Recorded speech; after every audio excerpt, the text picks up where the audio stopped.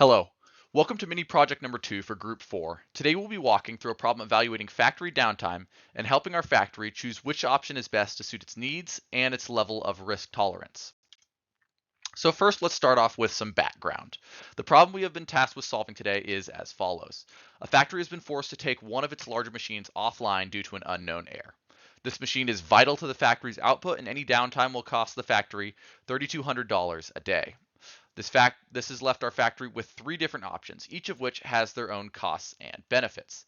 These are as follows. First, option 1, we can return the machine to the supplier.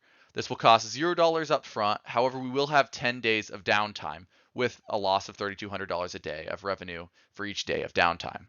Our second option is to call a local engineering company to fix our problem. This will cost us $20K up front, however we will have a 30% chance of only 2 days of downtime with a 70% chance of only 4 days of downtime.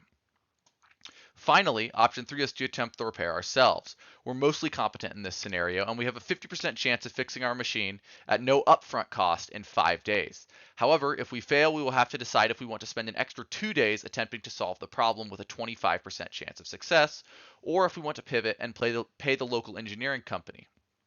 Finally, if we choose to attempt an additional 2 days of fixes ourselves and fail, we will have no choice but to pay the local engineering company.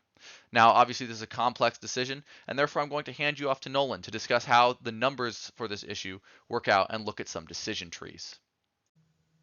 Thank you, Jacob.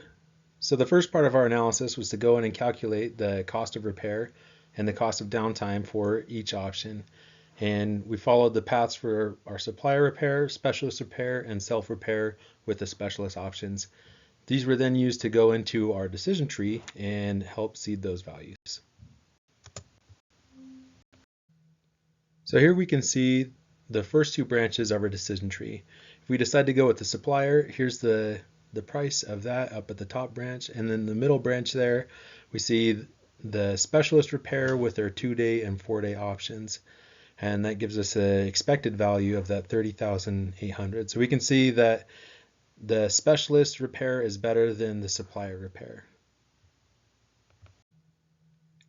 So the branch of our decision that proved to be the best cost-effective expected value for our repair is the self-repair option. And a lot of that comes from the first link in this branch, where we have a 50% chance of fixing the equipment within 5 days. And because of the way that the probability works out later into the chain, as we gang up more probabilities, everything is kind of weighted heavily to this first 5-day self-repair option, and that's what makes this opportunity the lowest expected value. Now I'm going to turn the time over to Jacob to talk a little bit about, though that this may be the best value, what risks may this present to our decision. Thank you, Nolan, for that analysis of our decision trees. Now, obviously, we have the numbers to support fixing the machine personally. However, oftentimes there's more than just numbers at play. There's also an analysis of the risk involved. So in today's problem, we have two major costs/risks. There's the financial, how much is this going to cost, and time, how long are our machines going to be down.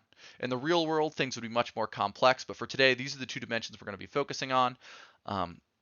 And we're going to be leaning in towards the money aspect of time as well. So let's go ahead and walk through our options. Option 1 is for the risk averse. You can pay $32,000 for 10 days of downtime for a no headache fix, and you'll be saving your own time as well. So it's definitely the easiest.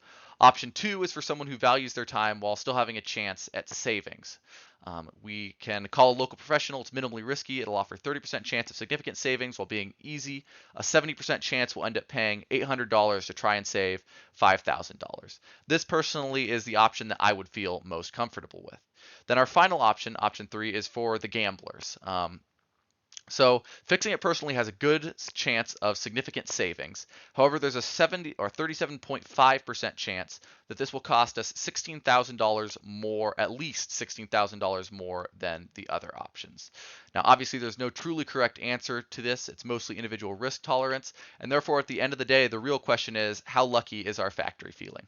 Thank you.